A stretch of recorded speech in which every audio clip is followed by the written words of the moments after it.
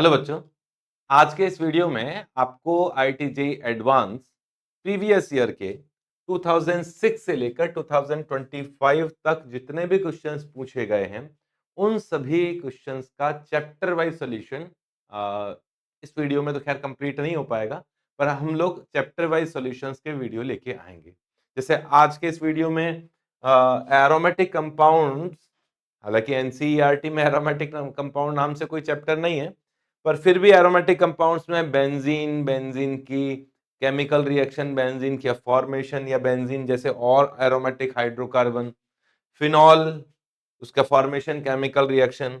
अच्छा, यहाँ मैंने नाइट्रोजन कंपाउंड वाला जो चैप्टर है अमीन वाला, उसके कॉन्सेप्ट भी यहीं डाले हैं। डाइएजोनियम सॉल्ट, एनिलीन, चाहे एरोमेटिक अमीन हो और एलिफेटिक अमीन हो, सबको कॉन्सेप्ट को मैंने यहाँ लिया है। कुल मिला के इस चैप्टर में क्या क्या टॉपिक्स कवर हैं वो यहाँ मैंने बता दिए। ठीक है, तो इन टॉपिक्स के क्वेश्चंस जहां भी पूछे गए थे इन ईयर्स पीरियड में, वहां उन सभी क्वेश्चंस को हम लोग यहाँ डिस्कशन करेंगे, उनको यहाँ सॉल्व करेंगे। अच्छा, हो सकता है कई बार आपको ऐसा लगे कि सर एक क्वेश्चन आया था 2010 का क्वेश्चन है, मुझे लगता है एरोमेटिक कंपाउंड का क्वेश्चन है, आपने तो वहां लिया ही नहीं, इसमें फिनॉल का कॉन्सेप्ट आ रहा है। देखो, मैंने क्वेश्चंस का सिलेक्शन करते टाइम कुछ क्वेश्चन ऐसे हैं, और कुछ क्या एडवांस में तो ज्यादातर क्वेश्चन ऐसे ही हैं जिनमें मल्टीपल कॉन्सेप्ट हैं, मतलब एक कॉन्सेप्ट किसी एक चैप्टर का है, दूसरा कॉन्सेप्ट किसी दूसरे चैप्टर का है। उस केस में हम लोगों ने उन मल्टीपल कॉन्सेप्ट में से वो कॉन्सेप्ट जो बाद में पढ़ाया जाता है, अगर कोई भी कॉन्सेप्ट एक्स वाई जी में से कोई भी ऐसा कॉन्सेप्ट है जो बाद में पढ़ाया जाता है, तो उस केस में उस क्वेश्चन को उन चैप्टर्स में डाला गया है जो हम लोग बाद में पढ़ाते हैं। ठीक है, तो इसलिए हो सकता है आपको एक आध क्वेश्चन ना मिले, फिर भी इस चैप्टर में 55 से भी ज्यादा क्वेश्चन हम लोगों ने सेलेक्ट किए थे। अब एक वीडियो में 55 क्वेश्चन का तो सॉल्यूशन बन नहीं पाएंगे, है ना। तुम तो 3 घंटे में बहुत तेज कर देते हो, पर मुझे यहाँ समझाने में टाइम लगेगा, तो मैं यहाँ तसल्ली से आराम से कॉन्सेप्ट्स को बताते हुए, रिएक्शन रिएक्शन का मैकेनिज्म बताते हुए, उस क्वेश्चन को सॉल्व करने के लिए क्या जरूरत है और उसके अलावा भी किस तरीके से क्वेश्चन पूछे जा सकते हैं, उन सबको कॉन्सेप्ट्स को यहाँ लेने की कोशिश करूंगा। ठीक है, ऐसे ही फिजिक्स में भी आपको वीडियो के सॉल्यूशन, मतलब क्वेश्चंस के सॉल्यूशन मिल जाएंगे, उसका लिंक भी आपको नीचे डिस्क्रिप्शन में मिल जाएगा। ठीक है, तो बिना बात और टाइम वेस्ट ना करते हुए हम लोग चलते हैं एरोमेटिक कंपाउंड से क्वेश्चंस लेते हैं, क्वेश्चन सॉल्व करते हैं। पहला ही क्वेश्चन आपको दिखाई दे रहा होगा, अमाइड है, अमाइड है, दोनों डिफरेंट अमाइड है, आपको दिखाई दे रहा है। नॉर्मल नाइट्रोजन है, 15 वाला नाइट्रोजन है, रेडियो एक्टिव नाइट्रोजन। इनकी रिएक्शन, इसका हॉफमैन कंडीशन में रिएक्शन करा दिया गया, तो क्या प्रोडक्ट बनेगा। ठीक है, रिएक्शन कौन सी है? Hoffmann degradation reaction. तो पहले क्वेश्चन करने से पहले थोड़ा सा इसकी हिस्ट्री बता देता हूं, क्या है Hoffmann reaction. Hoffmann bromamide reaction, Hoffmann bromamide reaction. देखो, आपने ये पढ़ ही रखा है कि कोई भी अमाइड हो, प्राइमरी अमाइड होना चाहिए। यहाँ ये पार्ट एलिफेटिक एरोमेटिक दोनों हो सकते हैं। ठीक है, यहाँ NH2 होना चाहिए। इसकी रिएक्शन ब्रोमीन प्लस बेस के साथ कर दी जाए। अच्छा, इस बार जेईई मेन में क्वेश्चन आया था कि क्या ब्रोमीन के अलावा क्लोरीन बेस भी ले सकते हैं क्या? हाँ, ले सकते हैं। क्लोरीन बेस के साथ भी हाफन ब्रोमाइड रिएक्शन हो जाती है। ज्यादा अच्छा रिजल्ट जरूर बीआर में ही आते होंगे, इसलिए आपको बुक्स में, एनसीईआरटी में सब जगह यही देखने को मिलता है। तो ये रिएक्शन है, पूरा मैकेनिज्म तो क्या ही बताएं, लेकिन मुझे लगता है यहाँ मैकेनिज्म बता देना चाहिए। ये रिएक्शन है, प्रोडक्ट आपको पता है, प्रोडक्ट तो ये बनता है। इस रिएक्शन में मैकेनिज्म की बात करूं तो अमीन बनने तक, डिग्रेडेशन होने तक किन किन स्टेप्स में होते हुए गुजरती है, तो समझा नहीं रहा हूं, डायरेक्ट बता रहा हूं कि फर्स्ट स्टेप में इसकी रिएक्शन से बनता है इस तरह का एनब्रोमामाइड। फिर बेस आता है, H प्लस को निकाल लेता है, तो यहां बनता है corresponding anion N minus Br minus. अब यहां होता है फॉर्मल रीअरेंजमेंट, जिसमें लीविंग ग्रुप Br माइनस तो बाहर निकलना हुआ, और साथ ही साथ ही यहां नाइट्रीन बनना है ना, जैसे Br माइनस बाहर निकलेगा तो नाइट्रीन बनना चाहिए, नाइट्रोजन न्यूट्रल, जो कि इलेक्ट्रॉन डेफिशिएंट है। तो जैसे ही Br माइनस बाहर निकल रहा होता है, उसी के साथ उसी समय साइमल्टेनियसली R माइनस का, मतलब R का, माइनस तो नहीं बोलूंगा, R का इंट्रामॉलिक्यूलर रीअरेंजमेंट हो रहा होता है। यहां R का माइग्रेशन हो रहा है, इंट्रामॉलिक्यूलर माइग्रेशन, है ना। ये R शिफ्ट जो होता है, ये इंट्रा मॉलिक्यूलर शिफ्ट होता है।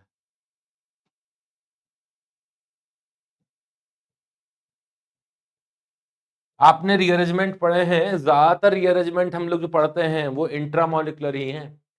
ऐसा एक ही रीअरेंजमेंट है, फ्राइज रीअरेंजमेंट, जो अपने सिलेबस में है, जो कि इंटरमॉलिक्यूलर और इंट्रामॉलिक्यूलर दोनों है, वरना सारे रीअरेंजमेंट इंट्रामॉलिक्यूलर ही है। पहली बात। दूसरी बात, इंट्रामॉलिक्यूलर रीअरेंजमेंट का मतलब है ये वाला आर ग्रुप टूट के इसी मॉलिक्यूल के नाइट्रोजन पे शिफ्ट होगा, किसी दूसरे मॉलिक्यूल के नाइट्रोजन पे शिफ्ट नहीं होगा। वहां बहुत सारे मॉलिक्यूल्स हैं, जिस मॉलिक्यूल का आर है उसी मॉलिक्यूल के नाइट्रोजन पे शिफ्ट होगा। पहली बात तो इंट्रामॉलिक्यूलर का मतलब तो यही होता है, ठीक है। दूसरा, अगर इस आर में कायरल कार्बन है, जिस कार्बन से ये कार्बन जिस कार्बन से जुड़ा है और वो कार्बन ही कायरल है, तो भी उसका कॉन्फ़िगरेशन में चेंज नहीं आने वाला, उसका रिलेटिव कॉन्फ़िगरेशन सेम रहेगा। ध्यान रखिएगा इस चीज को, ठीक है। तो इंट्रामॉलिक्यूलर माइग्रेशन हुआ, आर शिफ्ट होकर यहां आ गया नाइट्रोजन पे, और आगे की कहानी आपको पता ही है कि सी डबल बॉन्ड ओ बना, नाइट्रोजन पे आर आया तो ये माइनस बना, ये प्लस बना, आर माइनस के फॉर्म में ही शिफ्ट होता है। और आरडीएस स्टेप भी यही होता है। एक और चीज याद रखिएगा, इस तरह का इंट्रामॉलिक्यूलर माइग्रेशन होता है तो जब लिविंग ग्रुप बाहर निकल रहा हो और कोई ग्रुप शिफ्ट हो रहा हो एक साथ, तो एनर्जी ज्यादा चाहिए होती है। ज्यादा केसेस में इस तरह के रिएक्शंस में आरडीएस स्टेप यही होता है, ठीक है। तो ये तो अब पता है आपको यार, इसके आगे का तो, इसके आगे का पता है। क्वेश्चन सॉल्व करने के लिए जो चाहिए था वो मैंने बता दिया। ये आइसोसाइनेट बन गया, जो आइसोसाइनेट आगे हाइड्रोलाइसिस करने के बाद RnH2 में कन्वर्ट हो जाता है और कार्बोनेट आयन बनता है बेसिक मीडियम में, ये हाइड्रोलाइज्ड हो जाता है, ठीक है ना। यहां तक का जो कॉन्सेप्ट है वो मैंने आपको बता दिया। तो अब क्वेश्चन को सॉल्व करने के लिए देखिए, इन्होंने मिक्सचर बनाया है इस क्वेश्चन में। इस मिक्सचर में ये वाला आर ग्रुप शिफ्ट होके इस नाइट्रोजन से जुड़ेगा और फिर करस्पॉन्डिंग आइसोसाइनेट बनेगा, उसका हाइड्रोलाइसिस होगा। और ये वाला आर ग्रुप इस नाइट्रोजन, जो कि नाइट्रोजन 15 है, उसके साथ बॉन्ड बनाएगा और फाइनली इस बेंजीन पर, फिनाइल रिंग पर एक NH2 ग्रुप जुड़ जाएगा जो कि नाइट्रोजन 15। तो इसमें मिक्स्ड प्रोडक्ट नहीं बनेंगे। अगर ये इंटरमॉलिक्यूलर भी होता तो ये वाला फिनाइल का नाइट्रोजन 15 के साथ भी बॉन्ड बनाता और नॉर्मल नाइट्रोजन के साथ भी बनाता। ये वाला एरोमेटिक वाला पार्ट नॉर्मल नाइट्रोजन के साथ भी बनाता और इसके साथ भी बनाता, तो चार प्रोडक्ट बनते हैं, मिक्स्ड प्रोडक्ट भी बनते हैं और सेल्फ रिएक्शन वाले प्रोडक्ट भी बनते हैं। लेकिन ये ही एविडेंस होता है कि रिएक्शन इंट्रामॉलिक्यूलर है, इसका मतलब उसमें मिक्स्ड प्रोडक्ट नहीं बने। तो यहां मिक्स्ड प्रोडक्ट नहीं बनेंगे, यहां डायरेक्ट मैं आपको प्रोडक्ट बना देता हूं। यहां पे क्या बनना चाहिए, इसका डायरेक्ट प्रोडक्ट बनाओ भाई। डिग्रेडेशन रिएक्शन है, हाफमान डिग्रेडेशन, डिग्रेडेशन तो समझ में आना चाहिए। नाइट्रोजन यहां ड्यूटेरियम इससे बना है और ये वाला पार्ट यहां जुड़ गया। कुछ सॉल्यूशन में मैंने टाइम जरूर लगाया, लेकिन मुझे लगता है कुछ ना कुछ आपको इस क्वेश्चन में सीखने को जरूर मिला होगा, है ना। अच्छा, मैंने क्वेश्चन में एक चीज और बोली थी कि अगर ऐसा हो जाए, अगर ऐसा हो जाए कि क्वेश्चन को इस तरीके से पूछ लिया जाए, एक क्वेश्चन मैं दे रहा हूं अपने हिसाब से कि ये कंपाउंड है, यहां ड्यूटेरियम H मिथाइल है और C डबल बॉन्ड O और NH2 है, इसका हाफ मान ब्रोमेमाइड डिग्रेडेशन किया गया है ना, ब्रोमेमाइड रिएक्शन है इसमें, ब्रोमीन और बेस डाल दिया, तो क्या प्रोडक्ट बनेगा। तो ये वाला ग्रुप जब माइग्रेट होकर जाएगा इस जगह आइसोसाइनेट बनेगा ना, तो आइसोसाइनेट इसी तरह का बनेगा इंटरमीडिएट। एक मिनट तो शांत करते हैं।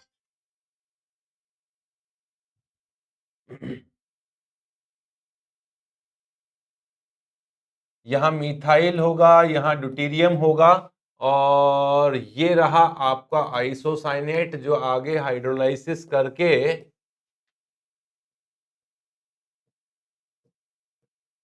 इस तरह का प्राइमरी अमीन बनाएगा। प्राइमरी अमीन बनाने का मेथड है, कहने का मतलब अगर कॉन्फ़िगरेशन जैसे ये वाला कार्बन कायरल है तो उसका कॉन्फ़िगरेशन सेम रहता है। ठीक है?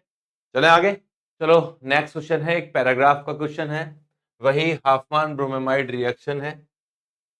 ये है हाफमान्स ब्रोमेमाइड रिएक्शन, डिग्रेडेशन रिएक्शन। ठीक है? उसी का क्वेश्चन है। हर क्वेश्चन पे हो सकता है मुझे बार-बार वही चीज़ें बतानी पड़े, क्योंकि इन क्वेश्चंस को कट भी किया जाता है। तो हाफमान ब्रोमेमाइड डिग्रेडेशन का ये मैकेनिज्म गिवन है। फर्स्ट स्टेप में H को रिप्लेस करके ब्रोमीन आया, X इंटरमीडिएट X पूछा है रिएजेंट कौन है, तो X reagent bromine plus base ही होगा, इसी की प्रेजेंस में रिएक्शन होती है।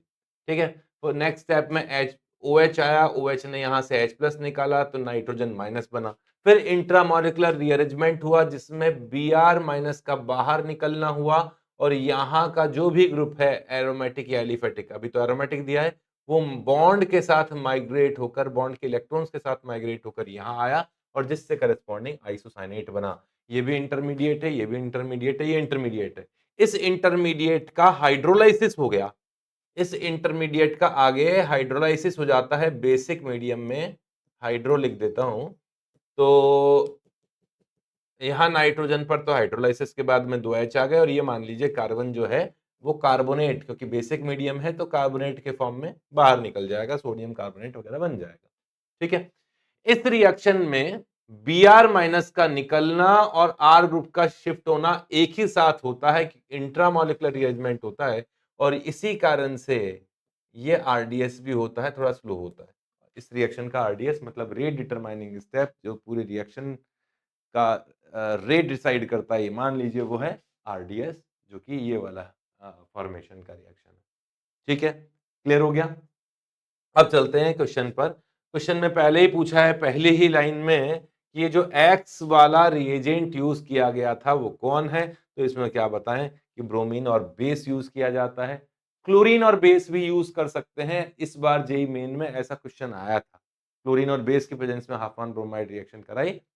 हालांकि ब्रोमाइड तो क्या ही बोलेंगे, क्लोरेमाइड बोलना चाहिए फिर तो रिएक्शन हो जाती है, पर जो ज्यादा सुटेबल कंपाउंड है वो ब्रोमीन और बेस ही है। नेक्स्ट है रेट, आरडीएस की बात की है, रेट डिटरमाइनिंग स्टेप कौन सा है, इसमें रेट डिटरमाइनिंग स्टेप ये वाला है जिसमें फोर्थ का फॉर्मेशन हो रहा है, तो फॉर्मेशन ऑफ फोर्थ मतलब आइसोसाइनेट का फॉर्मेशन हो रहा है। क्लियर है, सिंपल क्वेश्चन है। बस रिएक्शन का मैकेनिज्म अगर आपको आता हो तो इस तरह के सारे क्वेश्चन आप कर डालोगे। चलो नेक्स्ट क्वेश्चन पे बढ़ेंगे। हाँ, क्वेश्चन में पूछा है para hydroxy benzoic acid has lower boiling point than ortho hydroxy benzoic acid. आपने फिनॉल चैप्टर में एक रिएक्शन पढ़ी होगी, कोल्बे रिएक्शन। चलो रिएक्शन भी बता देते हैं ना, Kolbe Schmitt reaction. Kolbe Schmitt reaction है जिसमें फिनॉल की रिएक्शन आपने फर्स्ट स्टेप में CO2 प्लस बेस से कराई थी, फिर बाद में एसिडिफिकेशन कर देते हैं उसका, जिससे कि salicylic acid and para isomer बनता है, मेजर बनता है ये। चलो ये तो पूछा नहीं है क्वेश्चन में, पर मैं अब क्या करूं, बताऊंगा तो सही, मेरा दिल मानता नहीं है। एक तो बन गया सैलिसिलिक एसिड, मेजर यही होता है, हालांकि मेजर और माइनर भी अभी बताता हूं किस किस पे डिपेंड करता है। अगर यहाँ NaOH लिया गया तो मेजर होता है ऑर्थो वाला आइसोमर, अगर आप KOH यूज किया तो मेजर होता है ये, लेकिन क्वेश्चन में मेजर माइनर नहीं पूछा। उसने बोला है कि बॉइलिंग पॉइंट किसका ज्यादा, तो भाई इसमें मतलब ऑर्थो आइसोमर में जिसे सैलिसिलिक एसिड कहा जाता है उसमें इंट्रामॉलिक्यूलर हाइड्रोजन बॉन्डिंग है, जबकि इसमें इंटरमॉलिक्यूलर हाइड्रोजन बॉन्डिंग होगी, इंटरमॉलिक्यूलर H बॉन्डिंग होगी। और इसमें इंट्रामॉलिक्यूलर H बॉन्डिंग होगी।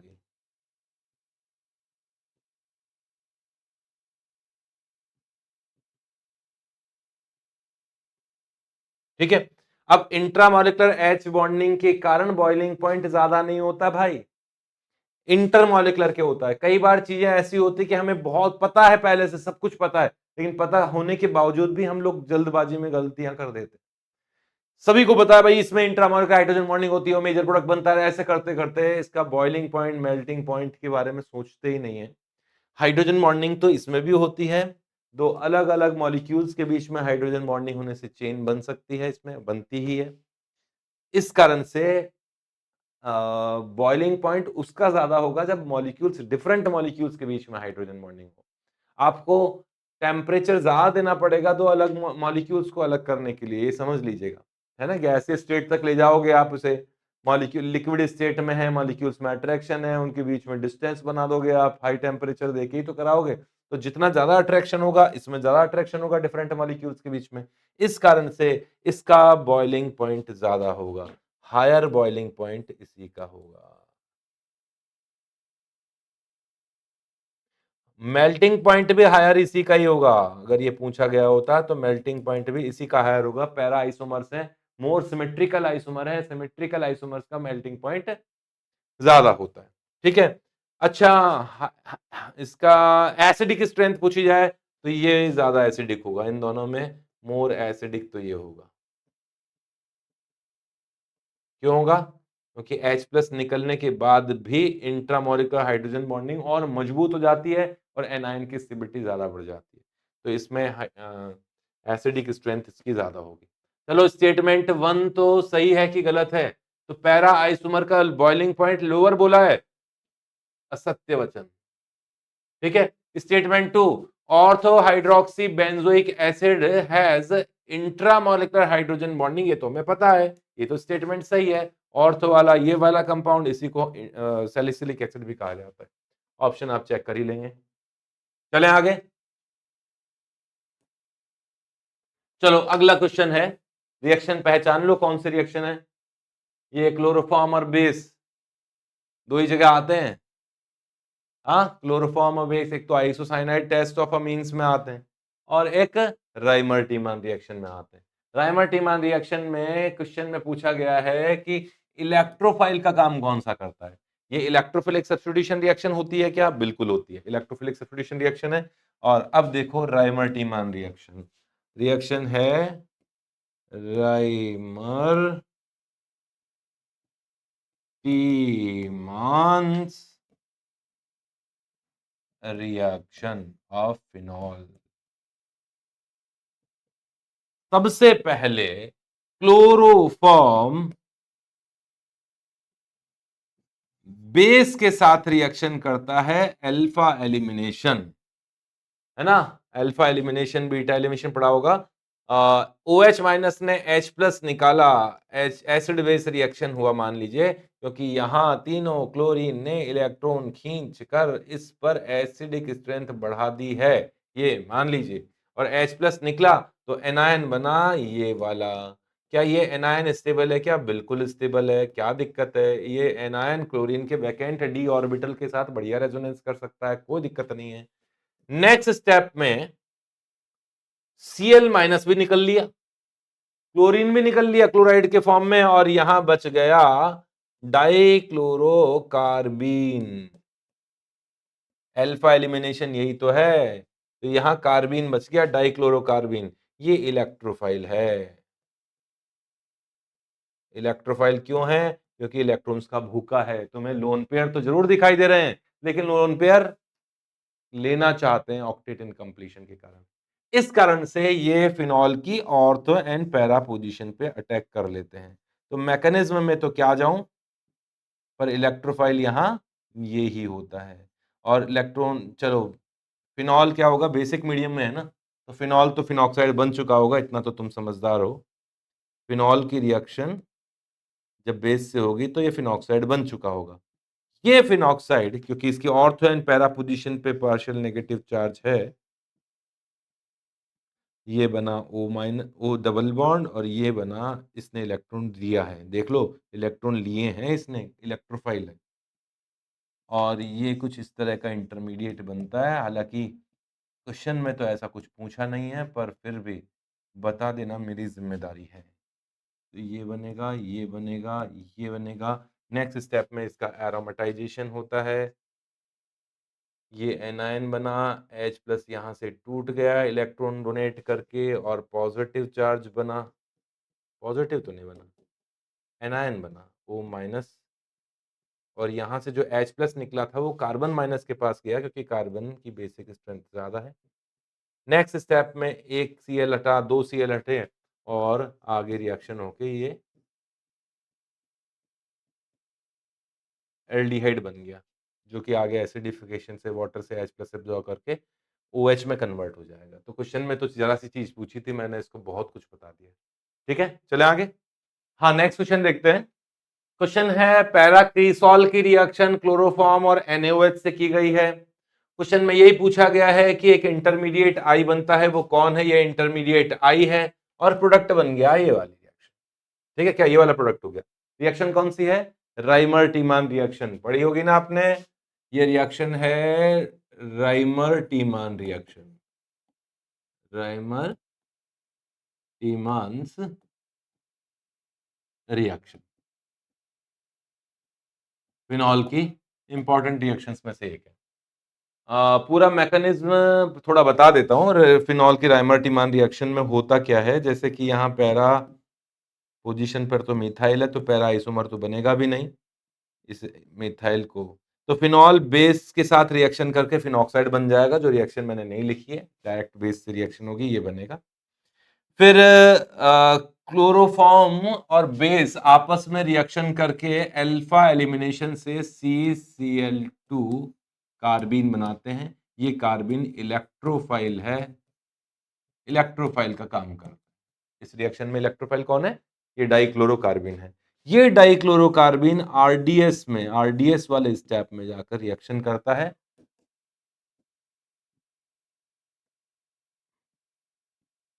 हाँ, इसके रेट डिटरमाइनिंग स्टेप में ये बनता है यहाँ डबल बॉन्ड और इस जगह बनता है ये वाला पार्ट, ठीक है ना, और ये जाके यहाँ जुड़ जाता है। तो क्या बना? Double bond HCCl2 and C minus है ना, C पे नेगेटिव चार्ज आ गया। अब इसमें एरोमेटाइजेशन होगा, एरोमेटाइजेशन लिख नहीं रहा हूं, कर रहा हूं। तो ये तो बना O माइनस, यहां से H प्लस निकला, डबल बॉन्ड बन गया, एरोमेटिक रिंग बन गई। अब यहाँ O माइनस भी है और कार्बन माइनस भी है, तो कार्बन माइनस की बेसिक स्ट्रेंथ ज्यादा होती है, तो ये H प्लस उछल के यहाँ चला गया, इस जगह, इस जगह, यहाँ H आ गया। ठीक है, यहाँ मिथाइल है भाई, भूल गया था मैं। ये हो गया। फिर आगे ये बेस से रिएक्शन करेगा, SN2 रिएक्शन होगी, बेस आएगा, Cl निकाल देगा, OH आएगा, Cl निकाल देगा, और फाइनली ये एक कार्बन पर 2 OH होने के कारण, इसको शॉर्ट में ऐसे ही पढ़ाते हैं। वैसे तो एग्जैक्ट मैकेनिज्म तो एक कार्बन पे 2 OH नहीं आते, पर शॉर्ट में ऐसे ही एक सिंपल तरीका है स्टूडेंट्स को समझाने के लिए कि OH आ गया, फिर दूसरा OH आ गया और H2O निकल गया।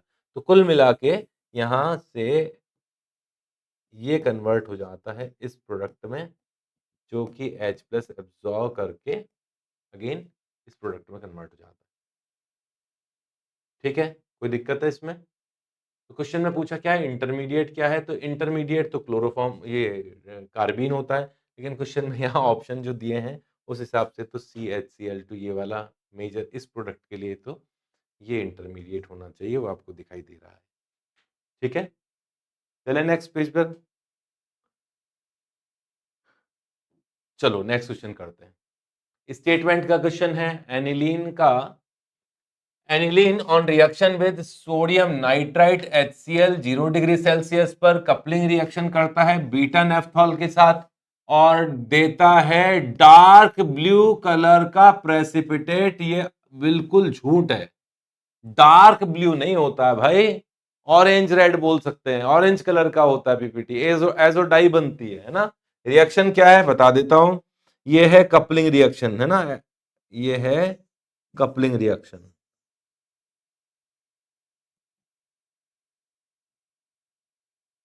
ऑफ फिनॉल, फिनॉल की कपलिंग रिएक्शन बता रहा हूं। यहां भी फिनॉल इन्होंने लिया है कौन सा, बीटा नेफ्थॉल, बीटा नेफ्थॉल लिया है, इसे कहा जाता है बीटा नेफ्थॉल या टू नेफ्थॉल। इसकी रिएक्शन किया है, एनिलीन की रिएक्शन किया है पहले तो, अच्छा अच्छा, पहले तो एनिलीन की रिएक्शन किया है, ये लो, ये रहा एनिलीन।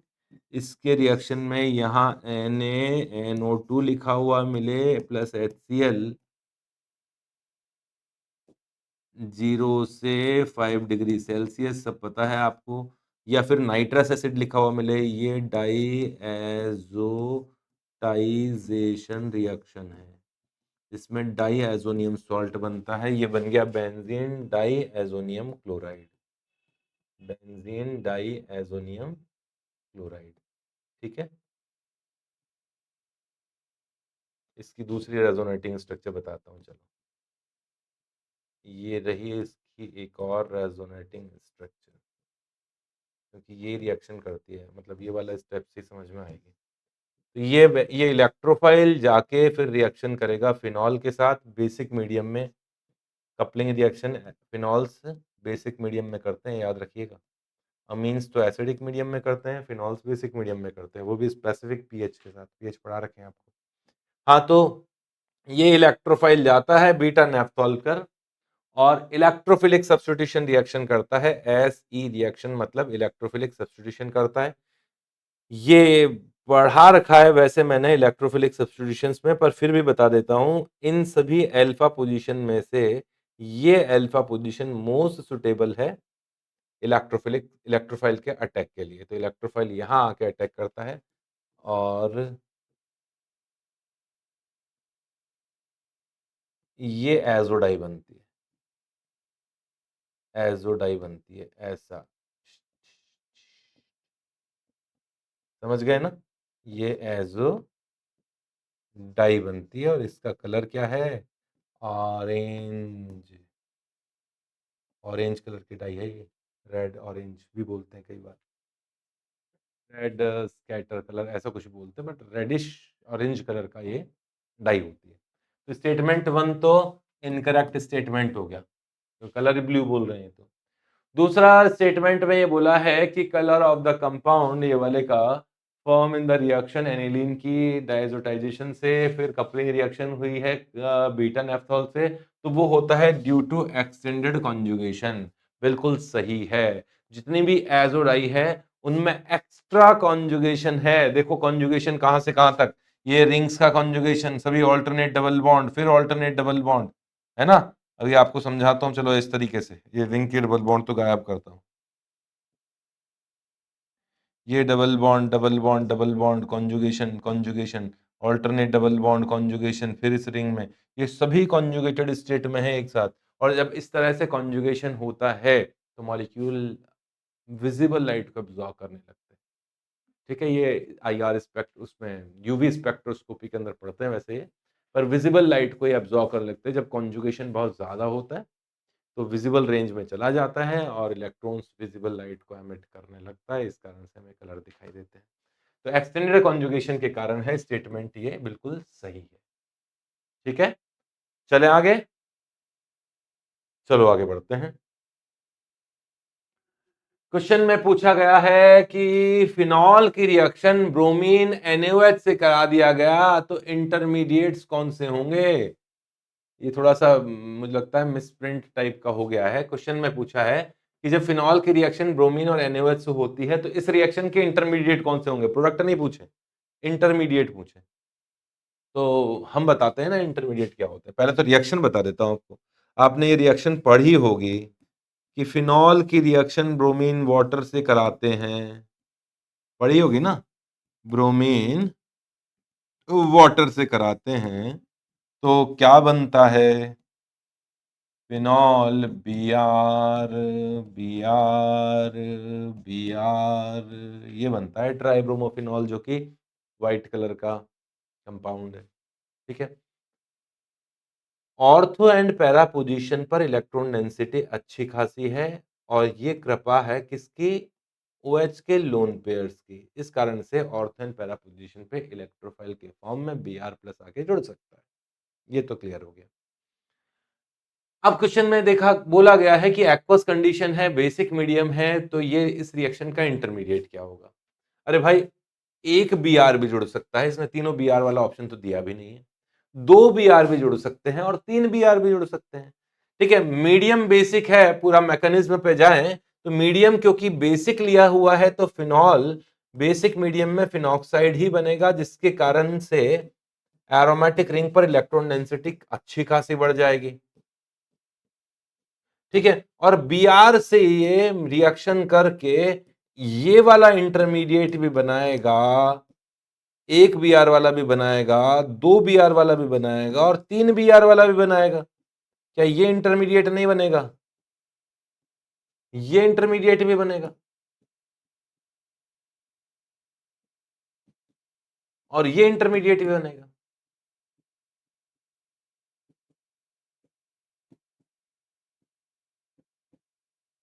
समझ गए, एक Br भी आएगा, 2 Br भी आएंगे, 3 Br भी आएंगे, ये सारे बन सकते हैं। तो आंसर ढूंढ लो, more than one correct option है, इजार वैसे भी बोल रखा है, ये भी बनेगा और ये भी बनेगा। मेटा पोजीशन पे कैसे लगा दिया भाई, फिनॉल की तो ऑर्थो एंड पैरा पोजीशन पर इलेक्ट्रॉन डेंसिटी ज्यादा थी, इलेक्ट्रोफाइल Br+ के फॉर्म में ऑर्थो पैरा पोजीशन पे जुड़ेगा, मेटा पे नहीं जुड़ेगा। तो आंसर हो गया इसका ए एंड सी। चले आगे, चलो नेक्स्ट क्वेश्चन पे बढ़ते हैं। एक कंपाउंड गिवन है, अमाइड ही है, एरोमेटिक अमाइड है, ब्रोमीन और बेस डाला है, रिएक्शन पहचाने, हॉफमान ब्रोमेमाइड रिएक्शन है, एक कार्बन कम होता है, डिग्रेडेशन रिएक्शन है, अमीन फॉर्मेशन, प्राइमरी अमीन फॉर्मेशन की बनाने की फॉर्मेशन की रिएक्शन है, फिर उसकी रिएक्शन एसिड हैलाइड के साथ की गई है और पूछा गया है कि क्या प्रोडक्ट बनेगा। तो प्रोडक्ट तो हम बनाएंगे नेक्स्ट पेज पर, पैरा पोजीशन पे मिथाइल है, चलो ठीक है अभी बनाते हैं। सॉल्यूशन देखिए, ये वाला कंपाउंड गिवन है, मिथाइल है इस जगह, ये बेंजामाइड था जिसकी पैरा पोजीशन पर मिथाइल है, इसकी रिएक्शन किया गया ब्रोमीन और बेस के साथ। यहां मैकेनिज्म की जरूरत ही नहीं है, मैकेनिज्म में जाओगे क्यों, इतना में ही साफ से दिखाई दे रहा है। हालांकि मेरी आदत जरूर है मैकेनिज्म जाने की, पर मैं शुरुआत की क्वेश्चंस में जा चुका हूं। तो हाफमान्स डिग्रेडेशन रिएक्शन है, हाफमान ब्रोमेमाइड रिएक्शन है, डायरेक्ट रिएक्शन याद होनी चाहिए। डायरेक्ट रिएक्शन याद है तो कॉन्फिडेंस काफी बढ़ जाता है। कई स्टूडेंट क्या करते हैं, पहले मैकेनिज्म याद करते हैं, मैकेनिज्म से ही क्वेश्चन होते हैं सर, ऐसा होता नहीं है। देखते ही अगर आपको पहचान में आ रही है रिएक्शन तो कहीं ना कहीं किसी चीज को तो रिकॉल कर रहे हो, डायरेक्ट मैकेनिज्म को तो नहीं करते हैं, ठीक है ना। तो फर्स्ट स्टेप में हाफमान ब्रोमाइड डिग्रेडेशन रिएक्शन है, हाफमान ब्रोमाइड डिग्रेडेशन में ये CO गायब हो जाता है और NH2 रह जाता है, बस ये तो डायरेक्ट याद रखना चाहिए, ठीक है ना, मैकेनिज्म की कोई जरूरत ही नहीं थी। नेक्स्ट स्टेप में इसकी रिएक्शन की गई है बेंजोइल क्लोराइड से, ये रिएक्शन है SN2TH वाली रिएक्शन, जब न्यूक्लियोफाइल इस कार्बन पर रिएक्शन करता है Cl को हटा देता है, SN2TH बोलते हैं इसे, या एसाइल एसन रिएक्शन भी कहते हैं, जिसमें नाइट्रोजन यहाँ अटैक करता है और Cl को हटा देता है। पूरा मैकेनिज्म पे नहीं जा रहे हैं, शॉर्ट में ही कर रहे हैं। तो करेस्पॉन्डिंग अमाइड बनता है, कुल मिला के HCl का मॉलिक्यूल बाहर निकलता है और नाइट्रोजन का बॉन्ड यहाँ बन जाएगा, ये नाइट्रोजन का बॉन्ड बन गया और इस तरीके से एसिटाइलेशन बोल दो इसमें, एसिटाइलेशन हो गया, एसिटाइलेशन तो नहीं है, बेंजोइलेशन हो गया।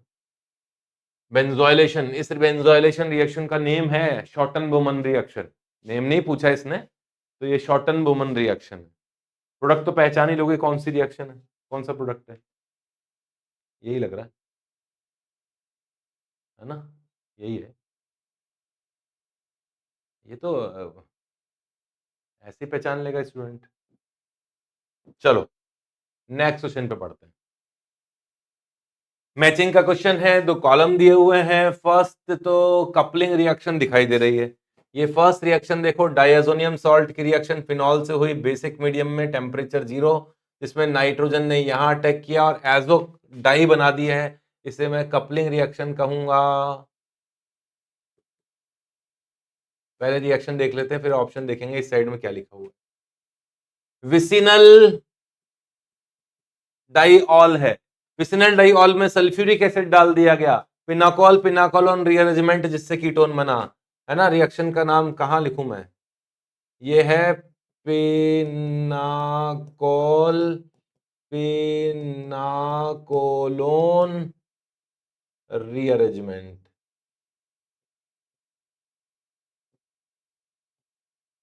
ठीक है, अभी रीअरेंजमेंट बता दूंगा जरूरत पड़ेगी तो। यहां तो रिडक्शन हुआ है, इस कीटोन को रिड्यूस करके अल्कोहल बनाया गया है। लिथियम एल्युमिनियम हाइड्राइड एक रिड्यूसिंग एजेंट है, तो रिडक्शन कर लिया। और यहां बेस डाल दिया गया, तो बेस ने सल्फर माइनस बनाया और सल्फर माइनस ने यहां SN2 रिएक्शन की, तो ये प्रोडक्ट बना। ठीक है ना। अब एक एक स्टेप्स में लेते हैं। पहले तो पूछा गया है रैसमिक मिक्सचर कहां बना, एडिशन रिएक्शन कौन सी है, सब्स्टिट्यूशन कौन सी है, कपलिंग कौन सी है, और कार्बोकेटाइन इंटरमीडिएट किस किस में बना है। तो फर्स्ट रिएक्शन देखते हैं ये वाली, इसमें कार्बोकेटाइन इंटरमीडिएट बना है क्या, कपलिंग तो है ही ये सब्स्टिट्यूशन रिएक्शन भी है ना। सब्स्टिट्यूशन कैसे है कि यहां पर इलेक्ट्रोफाइल NO+ अटैक करता है, यहां बना देता हूं यार मैं। सॉल्यूशन के फर्स्ट पार्ट में आप देखो, ए में ये डाइएजोनियम सॉल्ट है, ये डाइएजोनियम सॉल्ट में यहां प्लस है, एक रेजोनेटिंग स्ट्रक्चर बनाई है, ये इलेक्ट्रोफाइल का काम करता है। और इस बेंजीन रिंग पर फिनॉल की पैरा पोजीशन पर अटैक कर लिया, क्योंकि इन पोजीशन पे इलेक्ट्रोफाइल यहीं तो अटैक होता है ना, इस जगह। तो इलेक्ट्रोफाइल के फॉर्म में यहां जाके जुड़ जाता है, H को हटा देता है। SE रिएक्शन है, इलेक्ट्रोफिलिक एरोमेटिक सब्स्टिट्यूशन रिएक्शन ही है, कोई नई चीज नहीं है। कपलिंग रिएक्शन तो है ही, फिनॉल ये एजो डाई, ठीक है, सब्स्टिट्यूशन रिएक्शन है। तो इसका तो बन गया काम। फर्स्ट वाली जो रिएक्शन है उसके साथ मैचिंग में कौन आ रहा है, रैसमिक मिक्सचर यहाँ नहीं बनेगा। हाँ, ज्योमेट्रिकल आइसोमर जरूर बनता है। ये डबल बॉन्ड जो है नाइट्रोजन नाइट्रोजन डबल बॉन्ड, वो सिन प्लस NT दो फॉर्म में बनते हैं। ज्योमेट्रिकल आइसोमर तो जरूर होता है, लेकिन इसमें ऑप्शन नहीं दिया ज्योमेट्रिकल आइसोमर का। तो एक तो कपलिंग रिएक्शन हो गई, दूसरा सब्स्टिट्यूशन रिएक्शन हो गई, इलेक्ट्रोफिलिक सब्स्टिट्यूशन। तो ए के साथ में मैचिंग में कौन सा आ रहा है, कपलिंग रिएक्शन मतलब S आ रहा है, और सब्स्टिट्यूशन RSE आएगा। ठीक है, बी ऑप्शन देख लो, बी पिनाकोल पिनाकोलोन रिएरेंजमेंट लिख के बता रहा हूँ भाई, क्वेश्चन सॉल्व कराऊंगा डिटेल में। मेरे पास में क्या टाइम की कमी है, तुम्हारे पास कमी है, तो तुम मुझे तो फास्ट कर दो, तुम्हें जो जरूरत है वो देखो। नाम है पिनाकोल पिनाकोलोन रिअरेंजमेंट, थोड़ा शॉर्ट में भी जाऊंगा। H+ आया, H+ इस जगह सवार हो गया, कुछ इंटरमीडिएट बना, ऑक्सोनियम आयन।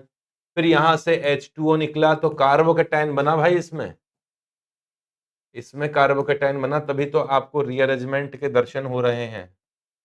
ये कार्बोकेटाइन बना पिनाकोल पिनाकोलोन में। फिर नेक्स्ट स्टेप में मिथाइल अपने इलेक्ट्रॉन्स के साथ जंप लगा के यहां चला गया, क्योंकि इस शिफ्ट के कारण ऑक्सीजन के लोन पेयर के पास इस कैटायन के आने पर स्टेबिलिटी बढ़ गई। मिथाइल जब शिफ्ट हुआ तो ऑक्सीजन के लोन पेयर ने उस कैटायन को सहारा दिया, रेजोनेंस कर लिया। ठीक है ना। ये रेजोनेटिंग स्ट्रक्चर बना ही नहीं है, यहाँ पे रेजोनेटिंग स्ट्रक्चर बना लेना, इसमें रेजोनेंस पॉसिबल है, डीलोकलाइजेशन होगा, इसलिए रीअरेंजमेंट हुआ है। नेक्स्ट स्टेप में H+ निकल गया, H+ निकल के कीटोन बन गया, जिसे पिनाकोलोन कहा जाता है।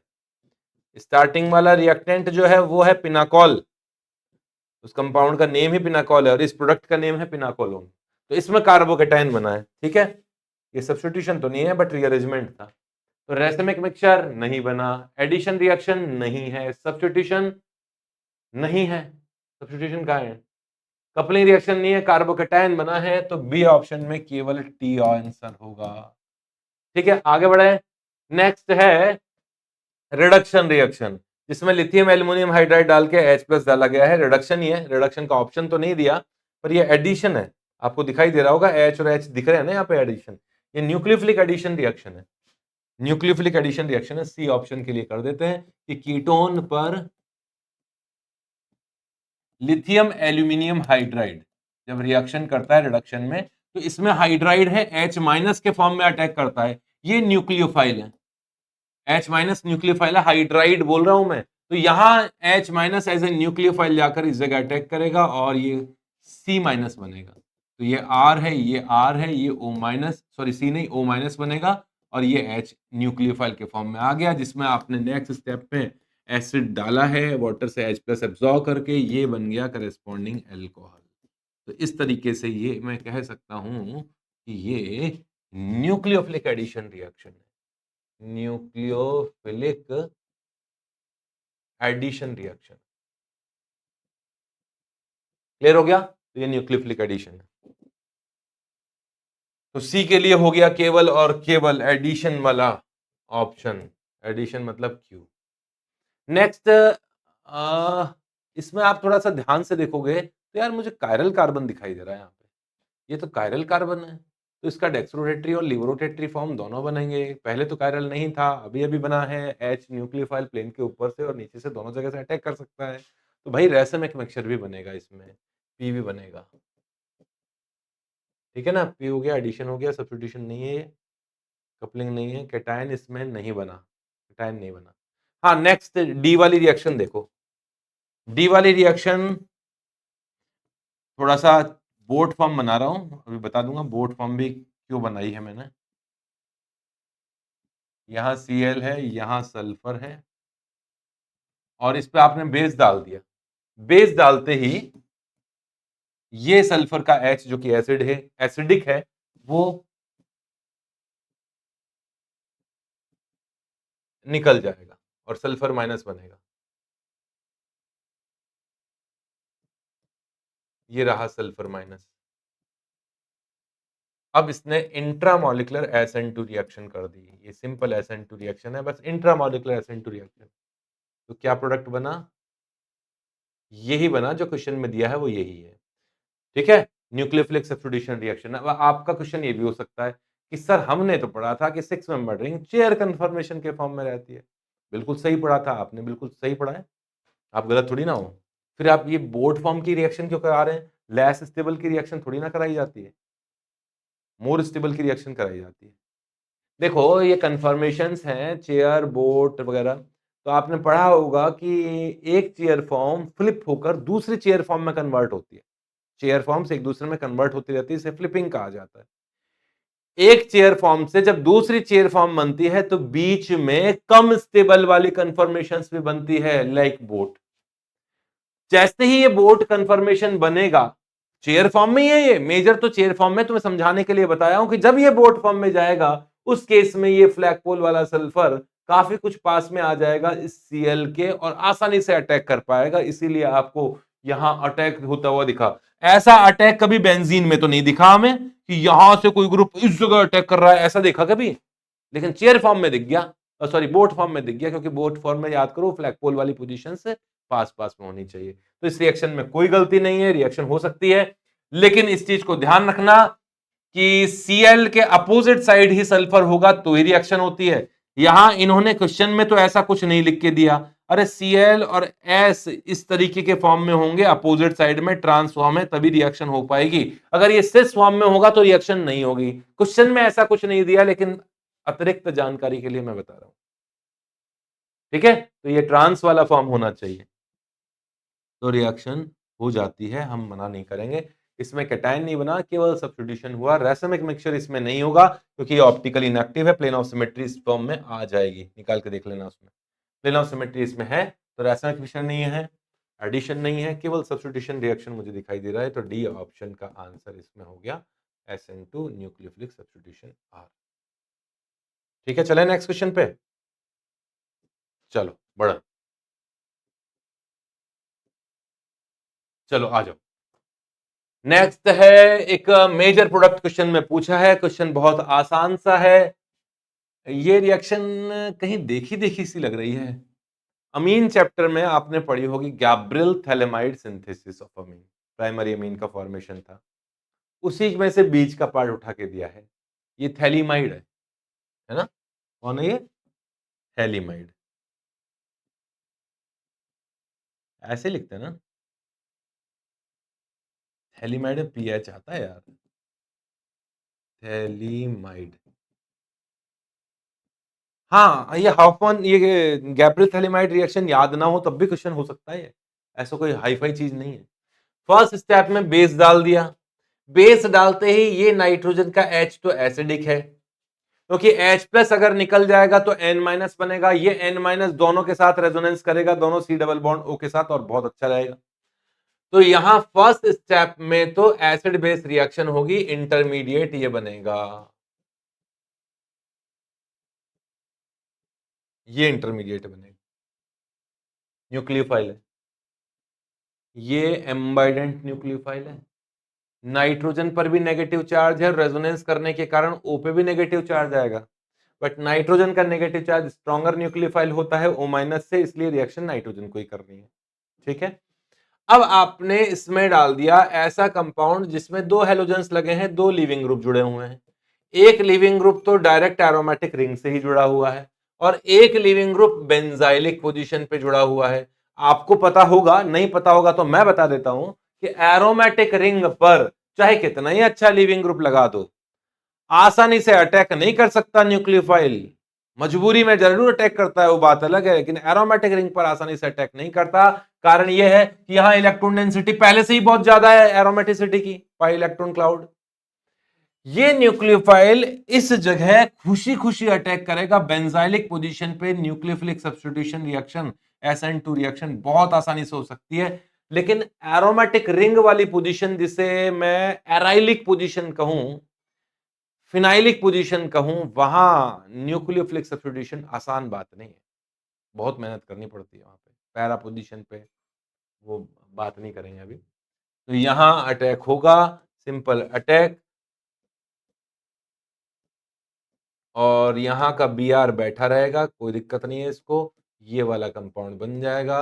हाइड्रोलाइसिस इसमें कुछ किया नहीं है, आगे कुछ गया नहीं है, जितना था वो उतना यही है, ये वाला कंपाउंड बनेगा। प्रोडक्ट पहचानने में आपको तकलीफ नहीं होगी, इसलिए प्रोडक्ट पहचान लो। मुझे तो प्रोडक्ट यही दिखाई दे रहा है।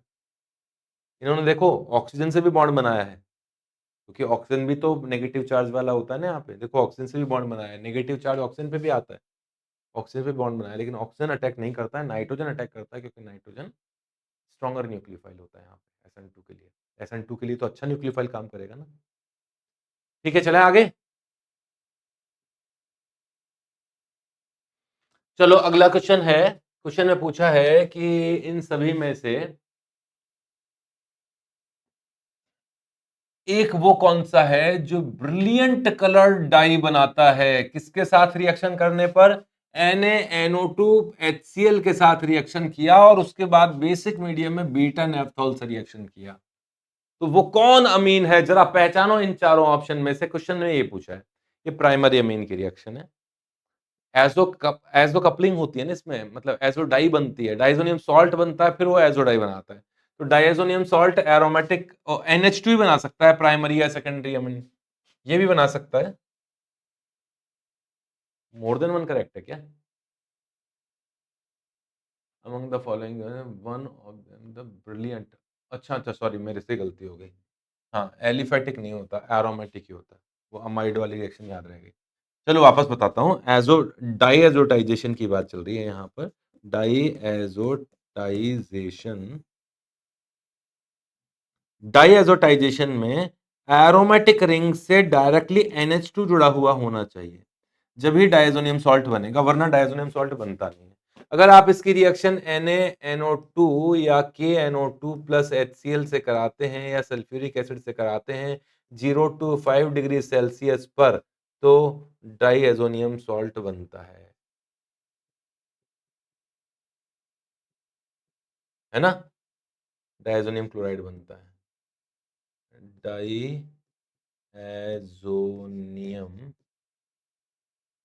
क्लोराइड या सॉल्ट। और ये आगे फिर बीटा कपलिंग कर रहा है, वो आपको बताइए यहां जाके कपलिंग रिएक्शन होगी।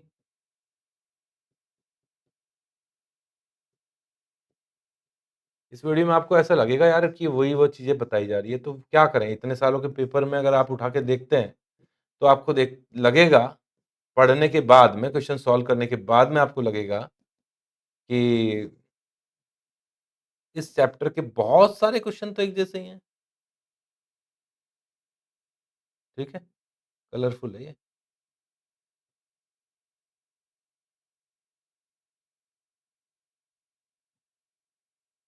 ठीक है? तो हाँ, बताना क्या था मुझे? मुझे ये बताना था कि ये वाला पार्ट एरोमेटिक ही होना चाहिए, एलिफैटिक नहीं होना चाहिए था, है ना? एलिफैटिक नहीं होना चाहिए, आंसर इसका यही होगा। एलिफैटिक वाला नहीं हो सकता, ये तो वैसे ही नहीं होगा, सेकेंडरी, टर्शियरी अमीन तो ये रिएक्शन करती ही नहीं है। एलिफैटिक रिएक्शन क्यों नहीं करता? एलिफैटिक का डायज़ोनियम सॉल्ट स्टेबल नहीं होता। एलिफैटिक का डायज़ोनियम सॉल्ट स्टेबल नहीं होता। ये मान लीजिए कोई एल्काइल ग्रुप है, ये एलिफैटिक वाला पार्ट है, मतलब एरोमेटिक कार्बन नहीं है, एलिफैटिक वाला पार्ट है। एल्काइल ही कर देता हूँ चलो, और यहाँ NH2 है। ये प्राइमरी एलिफैटिक अमीन है। तो एलिफैटिक अमीन में जब आप नाइट्रस एसिड डालोगे या NaNO2 नाइट्रस एसिड ही बनता है, तो डायज़ोनियम सॉल्ट बनता है, बट ये डायज़ोनियम सॉल्ट स्टेबल नहीं होता, अनस्टेबल होता है। क्यों? क्योंकि नाइट्रोजन बहुत अच्छा लिविंग ग्रुप है, तुरंत इलेक्ट्रॉन्स को लेके निकल जाएगा और R+ बना देगा। फिर आगे वाटर से रिएक्शन कर लेता है, फिर अल्कोहल बनाता है, और भी बाई प्रोडक्ट्स बनते हैं। पर मैं ये कहना चाह रहा हूं कि एलिफैटिक का डायज़ोनियम सॉल्ट स्टेबल नहीं होता, एरोमेटिक का ही डायज़ोनियम सॉल्ट स्टेबल होता है। अच्छा, एरोमेटिक का डायज़ोनियम सॉल्ट भी 5 डिग्री सेल्सियस तक स्टेबल होता है। उससे ज्यादा उसको हीट कर दोगे ना, तो वहां भी नाइट्रोजन निकल जाएगा। 5 डिग्री सेल्सियस तक ही इज्जत करता है एरोमेटिक रिंग की वो भी, कि यार मैं निकल गया तो एरोमेटिक रिंग पे पॉजिटिव चार्ज सहन नहीं हो पाएगा एरोमेटिक रिंग से। लेकिन एलिफैटिक में तो कोई टेम्परेचर हो, 0 टेम्परेचर पे भी नाइट्रोजन निकलेगा और R+ बनेगा। ठीक है? क्वेश्चन समझ में आ गया होगा? अगेन ये क्वेश्चन रिपीट हुआ है ना? सेम क्वेश्चन रिपीट हुआ है, बस क्वेश्चन में थोड़ा सा कुछ और पूछा था, अब की बार कुछ और पूछ लिया। क्वेश्चन में पूछा है कि भैया मेजर प्रोडक्ट इज आर, बोला कौन से होंगे प्रोडक्ट, कौन से होंगे? हम्म मेजर कौन सा होगा, माइनर कौन सा होगा? ठीक है। रिएक्शन कौन सी है? रायमर्टिमन रिएक्शन। कौन सी रिएक्शन है? राइमर्टिमन्स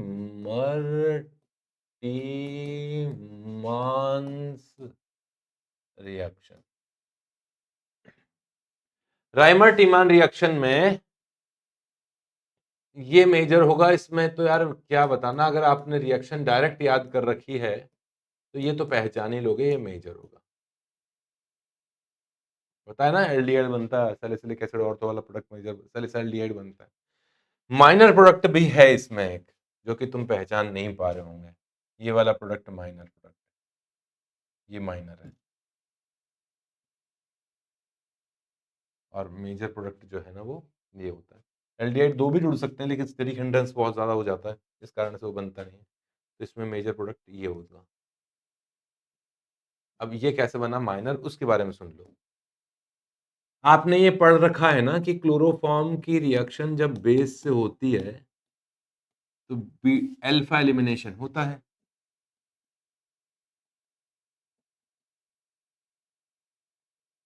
इसमें पहले H+ निकलता है, फिर Cl- निकलता है, और डाइक्लोरोकार्बीन इंटरमीडिएट बनता है, जो कि इलेक्ट्रोफाइल का काम करने वाला है। यहाँ पर इलेक्ट्रोफाइल का रोल अदा करेगा ये।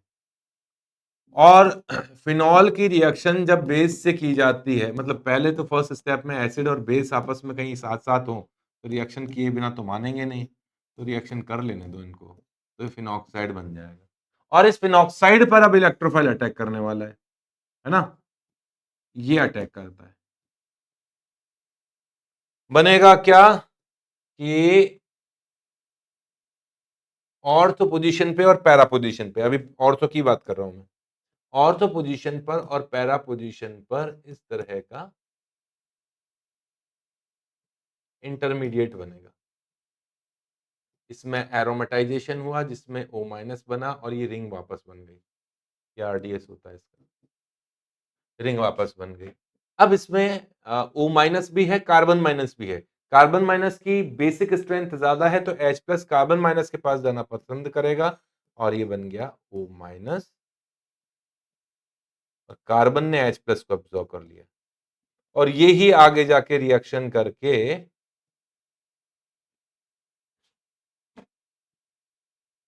एल्डिहाइड में कन्वर्ट हो जाता है। पता नहीं, रिएक्शन तो आगे OH आएंगे, फिर OH आएंगे, एक कार्बन पे 2 OH होंगे तो H2 निकाल देते हैं हम लोग, फिर आगे H प्लस ये एब्सॉर्ब कर लेगा। ठीक है, ये रिएक्शन है। अच्छा, अगर यहाँ H ना होता, पैरा पोजीशन पे भी ऐसी रिएक्शन होगी।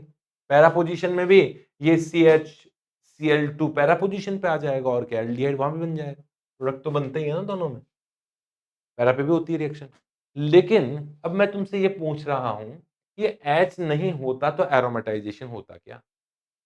नहीं हो पाता ना। H नहीं होता तो एरोमेटाइजेशन कैसे होता? जैसे इस केस में इन्होंने क्रीसॉल ले लिया, पैरा क्रीसॉल, इसमें इंटरमीडिएट ये बना होगा ना बीच में कहीं ना कहीं, तो ऐसा भी बना ही होगा, नहीं? ऐसा इंटरमीडिएट बना होगा ना, तो फिर ऐसा भी बना होगा, पैरा पोजीशन पे ऐसा बन जाएगा।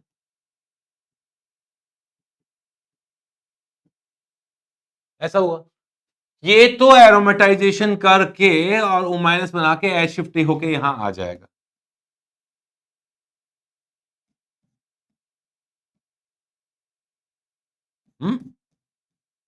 इसमें तो एच शिफ्ट होकर यहां आ गया, इसमें कैसे आएगा? इसमें मिथाइल शिफ्ट होना होगा। अगर इस जगह एच होता तो एरोमेटाइजेशन हो जाता, यहां एरोमेटाइजेशन होगा ही नहीं, ये केवल वाटर से एच प्लस एब्सॉर्ब कर लेगा और एच प्लस एब्सॉर्ब करके, मतलब वाटर से ही लेगा नेक्स्ट स्टेप्स में, एच प्लस एब्सॉर्ब करके बस ये तो ये बन के बैठ जाएगा मुंह फुला के।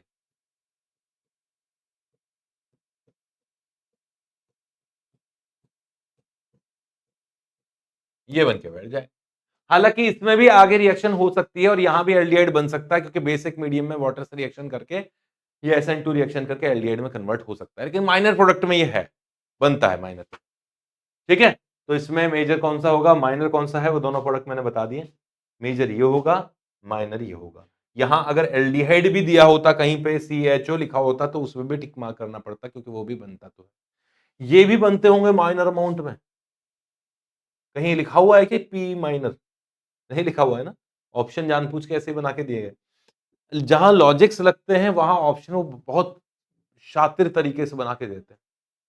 ये माइनर हो सकता है थियोरेटिकली, बना क्यों नहीं होगा, इतना एल्डिहाइड दो क्यों नहीं लगे, क्योंकि यार स्टेरिक हिंड्रेंस कितना ज्यादा आ जाता है क्राउडिंग के अंदर यहाँ, इसलिए थियोरेटिकल बन जाए, प्रैक्टिकली पता नहीं बनता है कि नहीं बनता। ठीक है, चलें आगे क्वेश्चन पे। चलो नेक्स्ट क्वेश्चन लेते हैं।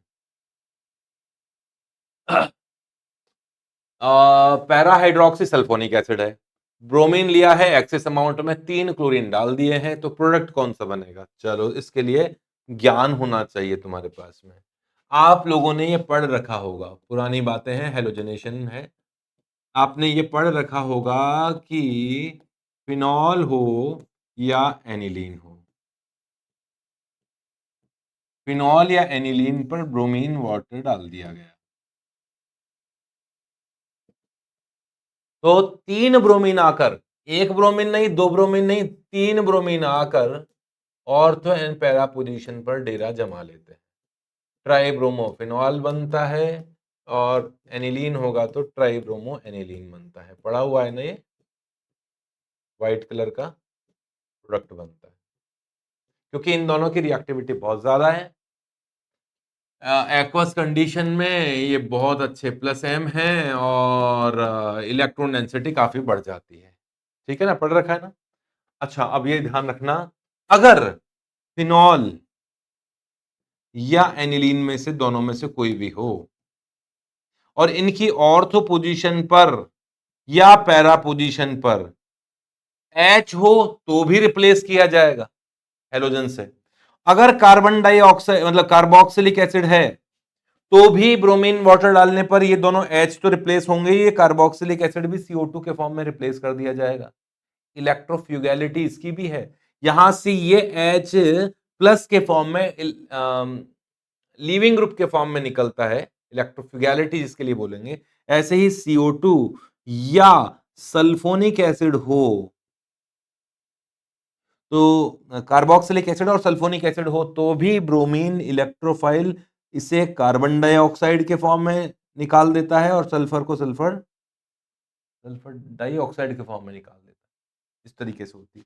इन दोनों में से किसी की भी रिएक्शन ब्रोमीन वाटर या क्लोरीन वाटर से कर दिया जाए तो कार्बोक्सिलिक एसिड को भी हटाया जाएगा, अगर सल्फोनिक एसिड हुआ तो उसे भी हटाया जाएगा। उन दोनों को जगह छोड़नी पड़ेगी हैलोजेंस के लिए, लेकिन उन दोनों को ही। मिथाइल हुआ तो मिथाइल को रिप्लेस नहीं करेगा भाई भैया, एच को कर सकता है, कार्बोक्सिलिक एसिड को कर सकता है, सल्फोनिक एसिड को कर सकता है। ठीक है, ये CO2 के फॉर्म में, सल्फर डाइऑक्साइड के फॉर्म में बाहर निकलेगा। तो आज के सेशन में तो इतना ही करेंगे, इसका नेक्स्ट पार्ट और लूंगा, है ना, क्योंकि क्वेश्चन बहुत ज्यादा थे इसके और वीडियो बहुत लंबा कर दें तो क्वेश्चन पहचानने में थोड़ी तकलीफ हो सकती है, तो और भी क्वेश्चंस लेंगे नेक्स्ट क्लास में। चलो मिलते हैं फिर आगे।